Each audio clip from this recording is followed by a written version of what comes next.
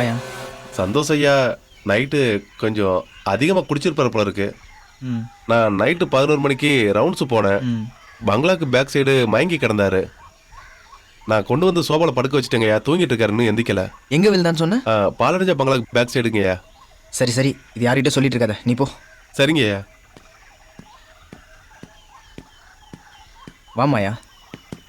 இவன் ஏன் அங்கே போனான்?